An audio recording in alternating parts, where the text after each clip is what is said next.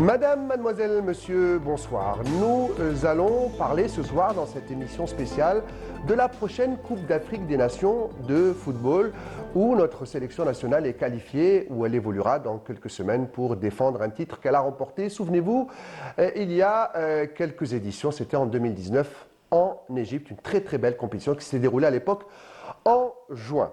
J-82 jours donc avant le début de la 35e édition de cette Coupe d'Afrique des Nations qui est programmée pour débuter le 21 décembre prochain. Cette Coupe d'Afrique des Nations pourra-t-elle avoir lieu dans un Maroc qui voit depuis quelques jours sa jeunesse sortir dans la rue et se révolter contre les priorités mal placées du Marzen? Un régime marzeniste qui fonce à toute allure dans sa folie des grandeurs afin de redorer son image et qui a fini de miner tout son peuple par une crise économique et sociale sans précédent, historique même.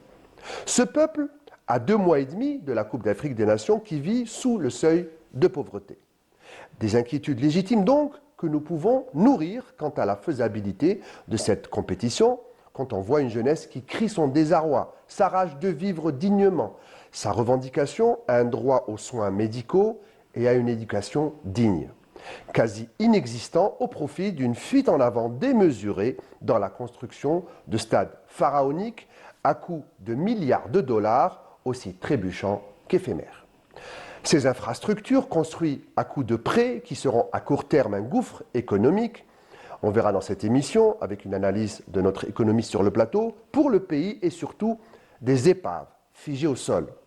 Cimetière de la misère d'un peuple dont la richesse a été spoliée pour polir l'image d'un régime répressif et mégalomane qui verra son pays, comme la Grèce, souvenez-vous, en 2004, s'être ruiné pour organiser des JO et qui a fait tomber la Grèce dans une banqueroute historique sans précédent après que ses infrastructures soient devenues obsolètes.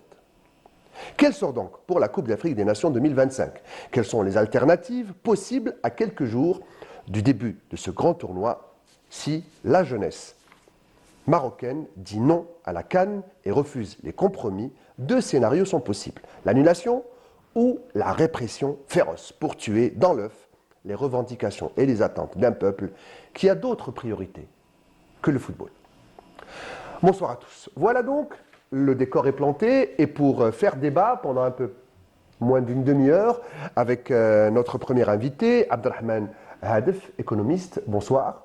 Bonsoir, merci pour l'invitation, je suis très ravi d'être parmi vous. Merci à vous, merci d'être avec nous. Et puis, un confrère, on se connaît depuis plusieurs saisons, on va parler en saison, puisque c'est du sport, Faïd Aït Saada, journaliste, spécialiste du football africain, s'il en est. Bonsoir Faïd, merci d'être là. Bonjour Riyad, bonjour à tous et bienvenue à nos amis téléspectateurs. Alors, pour planter le décor et pour figer une photographie des événements qui se passent actuellement chez le voisin, nous allons regarder ce sujet qui parle de, juste avant l'organisation de cette Coupe d'Afrique des Nations, des troubles qui s'opèrent dans les différentes rues de plusieurs villes au Maroc avec cette jeunesse qui crie son désarroi, un sujet signé Hakim Keshrout. Le rêve de l'organisation de la Coupe d'Afrique des Nations 2025 et même la Coupe du Monde 2030 semble s'éloigner pour le Maroc au vu de la situation qui prévaut dans le pays depuis une semaine. Des milliers de jeunes manifestent dans plusieurs villes pour réclamer de meilleurs services publics et dénonçant les priorités du gouvernement. Des heurts avec les forces de l'ordre en marge de plusieurs rassemblements à travers le pays ont été enregistrés. Point levé, slogans criés à plein poumon et vidéos virales sur les réseaux sociaux, les images des rassemblements qui agitent le Maroc témoignent d'une mobilisation sans précédent de la jeunesse. Ces manifestations ont pris une tournure violente depuis mardi avec les forces de l'ordre. Leurs critiques visent directement le pouvoir et ce qu'ils qualifient de priorité mal placée du gouvernement. Les stades sont là, mais où sont les hôpitaux? Ce sont là les slogans scandés dans les rues en référence à l'organisation de la prochaine Coupe d'Afrique des Nations et du Mondial 2030. كان هذا الملعب هذا يريب لي ولد المدرسه الناس دابا قارين كرهونا في كاس العالم هذا ما كاينش اللي يبقى حامل كاس العالم هذا قراو هذا اللي غيريب لينا هذا المدرسه هذا ولادو كيقراو قال لك كاين 4 المدارس مدرسه وحده اللي قريبه لينا فيها 3 اقسام. ديمقراطية افريقيا المخزن كيقمع فينا في وسط بلادنا، فينا نمشيو نهاجرو، كيدويو على حقنا كيمنعونا. نظموا راسكم عاد اجيو نظموا كاس افريقيا قبل ما تنظموا راسكم.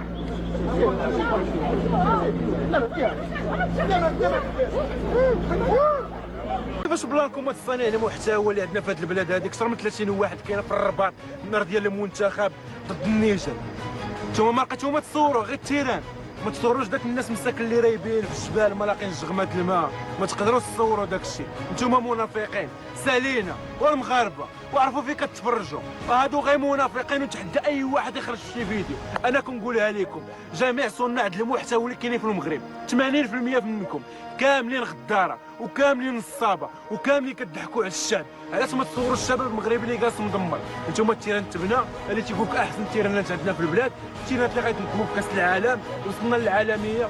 فين وصلتي في هذه العالميه يا صاحبي؟ وزيدوا بهاد البلاد القدام يا المنافقين يا الغداره، ومازال غنجي نجبدكم بواحد بواحد. عينوا مازال كل واحد تجيبو وقيتو. انا تنشوف هاد النفاق هادو المغاربه كيتفرجوا فيهم، وما خصكمش تفرجوا في هادو راه بعد غدا راه غيصوبوا حياتهم ما يخرجوا من هاد البلاد هادو، وانتم اللي مدمرين. الحياه الواقعيه ديال المغاربه كتلقاها مدمره، كلشي غالي، ما نعرف من فين عايش في الدمار، وبنادم كيدخل يتفرج في هاد الشيء. وهادو هو اللي كتفرجوا فيهم راه هما اللي خصهم يوصلوا لصوتكم. هاد الشيء اللي كتعانيو منه هما اللي خصهم يوصلوا، ساعدوا كيوصلوا غير الحاجه المزيفه. منافقين ومازال غتجي الايام وغتلاقيني معاكم عاوتاني. Pour le Maroc, une part significative des dépenses estimées entre 5 à 6 milliards de dollars, 50 à 60 milliards de dirhams sera consacrée à l'organisation des 30 matchs qui se dérouleront dans 6 villes du royaume. Des investissements colossaux alors que les établissements de santé, eux, manquent cruellement de moyens et la population n'arrive plus à subvenir à ses besoins. Entre une médecine publique en crise face à un secteur privé réservé aux plus aisés, ce parallèle a touché beaucoup de jeunes, d'autant qu'ils voient l'État injecter des milliards dans les stades et les événements sportifs, alors qu'eux-mêmes, diplômés, n'ont aucune perspective de vivre dignement. Aujourd'hui, la question se pose. Le Maroc, au vu de la situation, peut-il se montrer solvable auprès des instances africaines et mondiales du sport pour accueillir des manifestations sportives?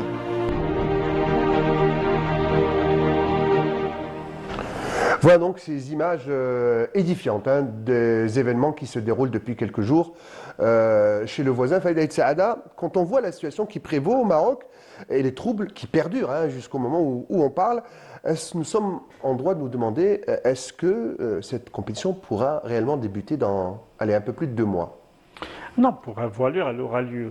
Parce que nous sommes à 2 mois de l'événement et on sait que voilà, c'est très difficile de l'annuler, de la reporter. Et l'octroi d'une compétition comme la Coupe d'Afrique ou la Coupe du Monde ou même dans un championnat majeur requiert l'aval du gouvernement du pays hôte. Il ne s'agit pas juste d'un accord entre la Confédération africaine de football et la Fédération marocaine de football.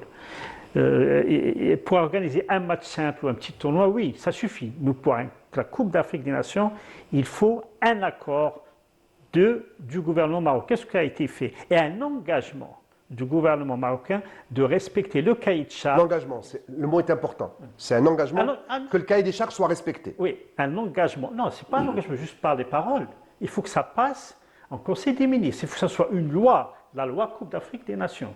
C'est le cas dans tous les pays. Donc, à chaque édition de la Coupe d'Afrique des Nations, il faut qu'il y ait une loi qui passe, qui garantisse que l'État prenne en charge tous les frais inhérents à l'organisation de cet événement conformément au cahier de charges et que soient respectées les conditions de la Confédération africaine de football. En plus simple, la Confédération africaine est le propriétaire de l'événement et le pays hôte n'en est que l'organisateur, c'est-à-dire un fournisseur de prestations. Mais les prestations doivent être à la hauteur et selon un cahier de charges bien précis. D'où la rénovation des stades et éventuellement la construction de nouveaux stades, parce que les stades doivent être conformes à des standards internationaux. Alors, on va aller plus profond. Vous avez vu les images, comme nous tous. La situation sécuritaire, elle n'est pas c'est le moins qu'on puisse dire, au top pour accueillir différentes délégations africaines, des équipes, leurs accompagnateurs, des supporters venus des quatre coins de l'Afrique. Est-ce que, dans ce cahier des charges, il y a l'obligation de garantir la sécurité? Oui, bien sûr.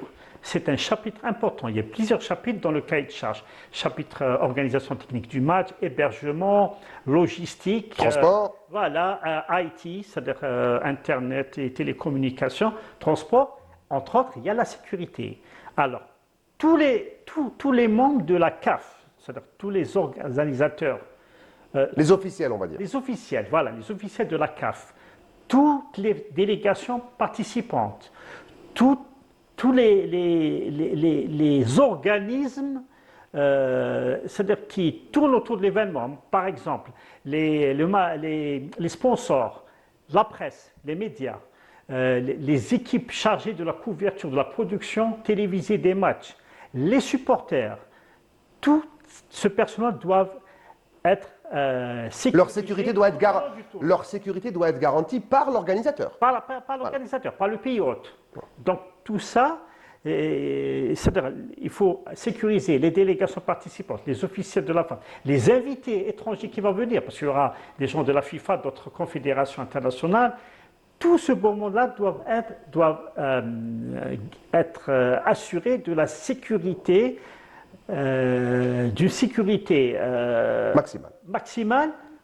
On va aller plus profond pour aller vite. Si les troubles perdurent, vous l'avez entendu, vous avez entendu les manifestants qui disent on ne veut pas de cette compétition, nous on veut des hôpitaux, on veut des écoles, donc il y a un refus de la rue. Est-ce que si ça perdure, plus on approche des dates, est-ce que la logistique organisationnelle peut changer puisque vous dites qu'il n'y aura pas arrêt? Qu'est-ce qui peut se passer? Qu'est-ce qui peut se passer? Bon, c'est-à-dire que tant que les matchs sont sécurisés, les sites officiels sont sécurisés, le tournoi va avoir lieu. Qu'est-ce que j'entends par les sites officiels? C'est-à-dire les stades, les hôtels qui hébergent les officiels et les équipes participantes, l'aéroport, etc. Les sites qui sont concernés par l'organisation de l'événement. Tant qu'ils sont sécurisés, c'est-à-dire ce qui se passe à l'extérieur importe peu. L'essentiel que les matchs auront lieu. Mais si les troubles touchent les sites et portent atteinte au bon déroulement de la compétition, là, ça devient un problème. Là, ça devient un problème pour les organisateurs. Alors, monsieur Hadef, on va parler dans un petit instant de l'aspect économique, mais ça peut aussi toucher l'aspect économique. On dit que quand il y a crainte, avant l'organisation d'un événement, avec des retombées économiques, ces craintes-là peuvent causer également des soucis économiques pour l'organisateur. Bien évidemment, je vais essayer de commencer par là où vous avez terminé la question, c'est la sécurité. Et s'il y a actuellement des manifestations et des troubles à l'ordre, donc ça va avoir un coût. Et donc là, ça prend une dimension économique. Donc le coût doit être aussi maintenant considéré dans l'aspect organisationnel, ce qui n'est pas été le cas. Qui n'a pas été prévu. Dans les budgets déjà colossaux d'organisation. Tout à fait. Donc, et là, le coût va être énorme pour sécuriser et assurer la sérénité du déroulement de la compétition. Ça, c'est pour la sécurité. Donc là, il y a des questionnements qu'il faut se poser aujourd'hui sur cet aspect-là, l'aspect sécurité, mais ce que cette sécurité va engendrer sur la dimension économique de l'organisation. Ça, c'est d'un côté. Maintenant, quand on est dans une situation pareille, et là, on voit que déjà, à l'origine de ces mouvements, c'est un choix politique qui est d'aller... On va dire hasardeux. Voilà, d'aller faire l'organisation de manifestations d'envergure mondiale et régionale. Mais, vous me lancez sur c'était ma première question, hein, alors je vais vous la poser. Est-ce que, vu la situation économique de ce pays, est-ce qu'il est à votre avis hasardeux d'investir et de s'endetter pour pouvoir organiser des événements de cette ampleur? Écoutez, sincèrement, c'est un choix politique qui est discutable. D'ailleurs, la preuve aujourd'hui, la rue fait part. Refuse en bloc. Oui, fait part de ce mécontentement, son refus de ce choix politique qui a donner priorité à l'organisation d'événements, à une image sur la scène internationale, au lieu de se préoccuper des priorités nationales et surtout des priorités du Front social.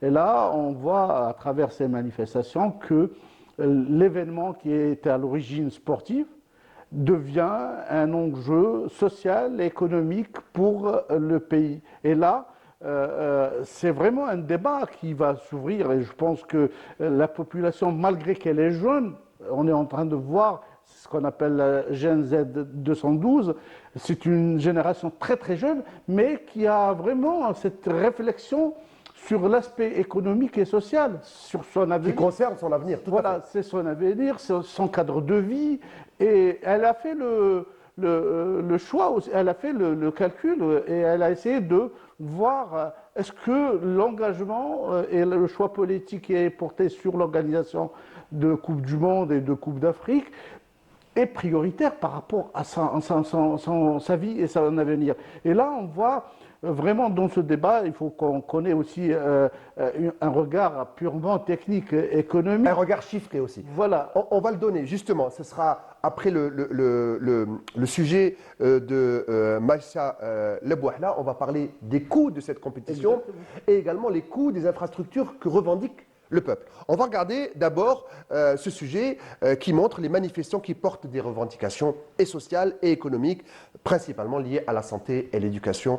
Un sujet signé Maïssa Lebouhla. Le Maroc se prépare à accueillir la Coupe du Monde 2030. Des projets pharaoniques en cours de réalisation, mais derrière les banderoles et les stades, une réalité faite de carences graves, de souffrance et de désespoir. Les besoins les plus élémentaires, emploi, santé, dignité, ne sont pas satisfaits.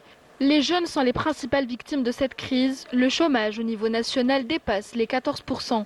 Pour la tranche des 15-24 ans, le taux explose à 37%. Les jeunes diplômés sont durement touchés, plus de 60% sont sans emploi.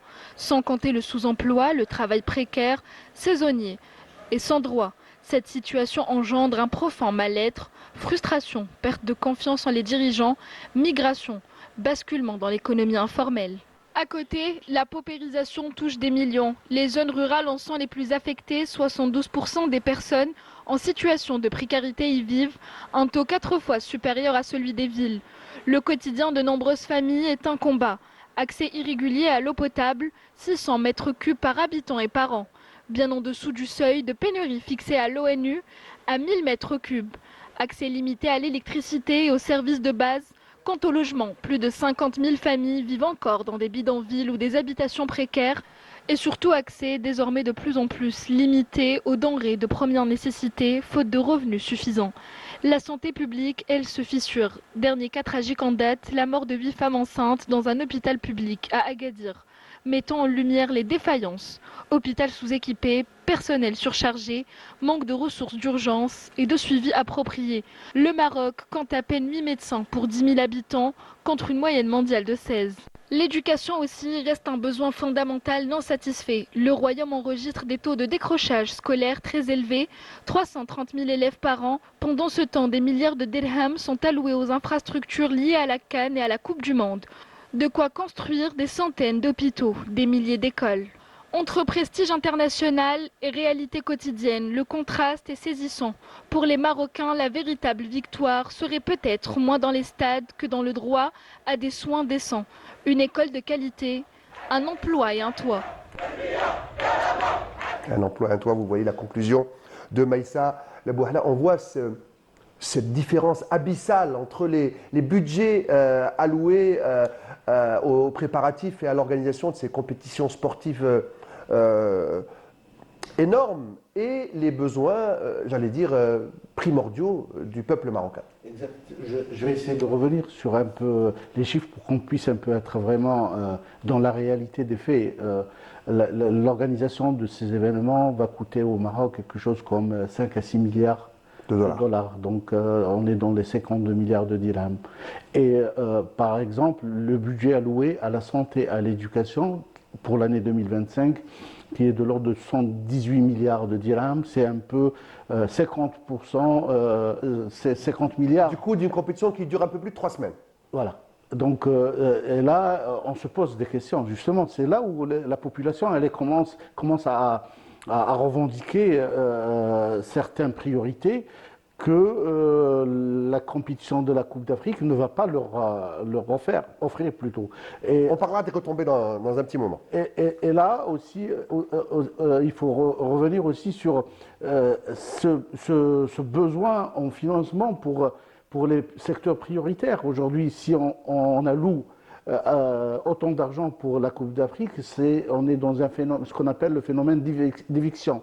C'est que l'argent serait alloué là où il ne faut pas, alors qu'on devait... L'argent nécessaire n'est pas mis au bon endroit. Bon endroit. Troisième point aussi, c'est que ce choix politique va emmener le Maroc vers l'endettement. Et là, c'est énorme aussi comme charge sur le budget de l'État, mais aussi sur ses capacités de financement. Et donc, le peuple marocain aujourd'hui, s'il parle de cette façon et s'il revendique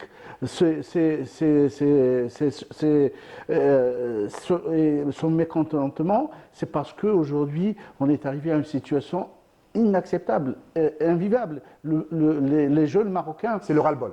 C'est le ras-le-bol. Les jeunes Marocains, on discutait en marge de l'émission, aiment le football. Mais s'ils sont arrivés... Ils sont arrivés au point de rejeter la Coupe d'Afrique chez eux, c'est que vraiment ils n'en peuvent plus. C'est phénoménal. Autre chose, c'est qu'aujourd'hui, ces choix-là, construire un stade à 500 millions de dollars, le stade de Ben Slimane à 500 millions de dollars, c'est de la folie de grandeur quand même. Alors que les besoins en hôpitaux... C'est une insulte pour le peuple, pour les sinistrés du tremblement de terre qui n'ont pas été relogés, par exemple. Et effectivement, alors que les besoins, d'ailleurs le sujet, on en a parlé, en hôpitaux, c'est de l'ordre de centaines dans les régions. Des centaines aussi d'écoles sont nécessaires pour essayer de corriger ces phénomènes de décrochage scolaire. Aujourd'hui aussi, les Marocains ont besoin aussi d'avoir de l'espoir pour vivre dans leur pays. Vous avez vu les chiffres pour le chômage. C'est quelque chose qui n'est pas tenable. Donc là, aujourd'hui, nous sommes en face de choix politiques. Je dirais que... Alors, est-ce que ces choix politiques, justement, c'est pas mettre des sommes colossales pour redorer le blason d'un Makhzen et surtout pour cacher la misère avec cette vitrine de compétition en grande pompe? Ce qu'on appelle la politique de subordination-soumission, c'est que l'intérêt pour les gens au pouvoir, c'est de faire de sorte que l'extérieur les voit dans une bonne image. Embellir l'image pour l'extérieur, on fait fi. D'ailleurs, c'est les jeunes qui font sortir ces images sur les réseaux. Sinon, elles sont invisibilisées par le Makhzen pour qu'on ne voit pas la misère qu'il y a dans le pays. Bien évidemment, vous avez parlé tout à l'heure du séisme, du drame qui s'est... Et les sinistrés sont cachés. Hein. On ne veut pas les montrer. Jusqu'aujourd'hui, on parle des gens qui sont toujours dans les tentes. Après tant d'années. La question, c'est est-ce que ces gens qui sont sous les tentes ont envie d'aller voir un match de football actuellement? C'est la question. Donc c'est là où on est en train de débattre de ce choix politique en termes économiques justement. Est-ce que la population approuve un choix qui n'est plus en phase avec ses aspirations, n'est plus en phase avec ses besoins? Quand les gens meurent, les 8 femmes qui sont décédées en phase d'accouchement, par manque de médecins, c'est vraiment terrible. C'est dramatique. C'est dramatique. Je vais revenir à vous, Monsieur Hadef. Faïd, je reviens à vous. Dans ce genre de compétition, il y a souvent une réussite populaire. Souvent, hein, dans les grands pays du football, comme l'Algérie, le Cameroun notamment, ou la Côte d'Ivoire dernièrement, les supporters envahissent les stades. Quand on voit comme ça, c'est traditionnellement amoureux du football que sont le peuple marocain, disent on ne veut pas de cette compétition. Est-ce que cette inquiétude supplémentaire ne va pas encore mettre un voile noir sur l'événement? Oui, parce que la jeunesse marocaine montre clairement que le peuple a d'autres priorités, qu'il y a d'autres priorités pour la population autre que les stades de football. Et déjà, il y a un groupe de supporters qui, symboliquement, a décidé de boycotter les 2 prochains matchs du Maroc. Ah, très important. C'est Contre Rosso Bahreïn. Verde, je crois, le groupe Rosso Verde. Rosso Verde, oui. Supporter de l'équipe du Maroc qui refuse d'aller au stade pour supporter la sélection. Pour les matchs contre le Bahreïn et contre le Congo. Bon, Il n'y a pas que ça comme solidarité. Plus important et plus fort que ça, il y a des stars de la sélection nationale de football marocaine qui soutiennent les manifestants et ils l'ont communiqué, notamment. Oui, il y a 2 qui l'ont communiqué clairement. C'est Naïf Aguerd, le défenseur marocain de l'Olympique de Marseille, et aussi Et le gardien Bono. Yassine Bono, le gardien du but d'El Hilal d'Arabie Saoudite, qui ont clairement manifesté leur soutien à ce mouvement juvénile au Maroc. Et d'autres joueurs, même s'ils n'ont pas affiché leur soutien explicite, ils ont partagé les images. On sait qu'un joueur comme Ziyech qui avait Hakim Ziyech, lui, Hakim Ziyech, lui, il s'est impliqué, il a soutenu Raza et il a complètement été écarté. Oui, il a soutenu Raza et maintenant il soutient ce mouvement. Mais il faut dire pourquoi tout cet investissement colossal des Marocains pour des infrastructures. Depuis, si je me rappelle bien, depuis 2015-2016, encore plus depuis 2017, le Maroc a conduit une politique claire. Essayer de faire passer ce qu'ils appellent la marocanité du Sahara occidental à travers le sport. Comment ça? C'est-à-dire accueillir le maximum de compétitions internationales et inclure des villes du Sahara occidental comme c'est pour imposer leur colonisation. Voilà, comme ville haute. C'est une manière de mettre les gens devant le fait accompli. C'est pour ça, entre autres, que le Maroc a insisté pour avoir l'organisation de la CAN et aussi pour la Coupe du Monde. Mais là, ils font chou blanc parce que depuis la décision du TAS, du tribunal arbitral du sport, c'est un revers énorme. Maintenant, ça ne marche plus. Donc déjà, ils vont construire tous ces stades presque à perte sur le plan de l'image. Ils ne vont pas gagner beaucoup de choses parce qu'il y a 3 aspects positifs dans l'organisation d'un événement pour un pays hôte. C'est un peu refaire des infrastructures, c'est-à-dire acquérir de nouvelles infrastructures, le tourisme. S'il y a beaucoup de supporters qui viennent, il y a beaucoup à gagner sur le plan tourisme et ils gagnent sur le plan organisationnel un pourcentage sur les bénéfices de la compétition. Par exemple, si mes chiffres sont toujours exacts, s'il n'y a pas eu revalorisation, vous opiniez du chef, je vais vous donner la parole. Le pays hôte acquiert 20% des bénéfices conjoints de la CAF à travers ces compétitions. S'il y a beaucoup de sponsors, 20% c'est déjà bien, mais s'il n'y a pas beaucoup de sponsors, c'est peu.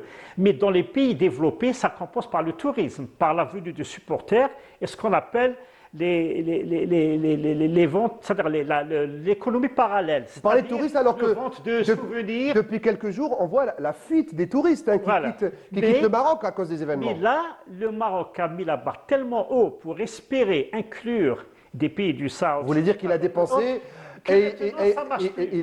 vous voulez dire qu'il a dépensé beaucoup, il s'est beaucoup endetté en espérant. Et là, c'est trop d'argent pour rien, parce que cette voie qu'il avait espéré prendre ne marche plus. La FIFA a déjà, dans la documentation pour la Coupe du Monde 2030, elle a adopté la carte officielle actuelle qu'on connaît, la carte de l'ONU du Maroc, et pas la fausse carte que le Maroc veut afficher dans le monde entier. Donc, l'astuce n'a pas marché. Construire autant de stades et autant d'investissements pour une compétition comme la Coupe du Monde, organisée par 3 pays, c'est trop. On a compris. Pari perdu pour les organisateurs des grandes compétitions et c'est le peuple qui en pâtit. Monsieur Hadef, on parlait de retombées. Est-ce qu'il peut y avoir des retombées positives pour le peuple marocain économiquement après ces compétitions, à votre avis? Ça m'étonnerait. D'ailleurs, la situation, on la voit aujourd'hui déjà avec les manifestations, mais aussi cet investissement, parce que généralement, quand on organise un événement pareil, c'est un investissement. à travers lequel nous attendons à un retour sur investissement. Mais là, le coût que va engendrer l'investissement serait vraiment un investissement à perte. C'est-à-dire qu'on va dépenser plus qu'on espère gagner. Et ça, c'est ce que le peuple n'accepte pas. Aujourd'hui, le peuple souhaite que l'argent qui va être jeté par les fenêtres ou à la mer, voilà, serait leur bénéficie à eux. investi dans des infrastructures de priorité, telles que l'éducation, telles que la santé, le transport. Aujourd'hui, les Marocains ont besoin aussi, parce que cette jeunesse, c'est une jeunesse qui aspire à une vie meilleure, mais c'est une jeunesse qui a ses propres priorités aussi. Il faut l'écouter, il faut savoir lui donner sa chance. Tout à l'heure, on a écouté les jeunes parler dans le VTR, c'est-à-dire c'est une nouvelle conception de la vie qu'on doit aujourd'hui écouter. C'est tout cela, en la comparant avec l'énorme investissement dont le seul but, c'est d'embellir l'image et ne pas remplir les ventres. Ça, c'est un pari vraiment perdu. Et le football ne va pas combler leurs rêves, ni remplir leur ventre. Pas du tout, pas du tout. Vous avez cité l'exemple de la Grèce, qui était un exemple édifiant. C'est un premier État dans le monde qui fait faillite. Un État qui fait banqueroute. Voilà, ça n'a jamais existé. Un État qui fait faillite. La Grèce a fait ces choix-là et s'est retrouvée dans une situation jusqu'à aujourd'hui, il n'arrive pas à remonter la pente. Merci, messieurs, le débat est très intéressant. En tout cas, nous, on reste vigilants, puisque la Coupe d'Afrique, c'est dans, allez, je l'ai dit, 82 jours, 2 mois et presque 20 jours. Notre sélection est qualifiée et on espère qu'elle ira en toute sécurité, que tout se passera bien et pourquoi pas qu'elle remporte le tournoi. C'est tout ce qu'on souhaite. D'ailleurs, le sélectionneur vient de donner sa liste pour les mois d'octobre. On en parlera dans nos prochaines émissions. Merci, messieurs, d'avoir permis, j'espère, à vous, mesdames, messieurs, de comprendre un petit peu la situation qui se passe avant la Coupe d'Afrique des Nations. Merci à tous et prochain rendez-vous avec le sport, c'est ce week-end avec les matchs du championnat et bien évidemment, dimanche, Canal Foot avec Hakim Chouloud et 52 chrono.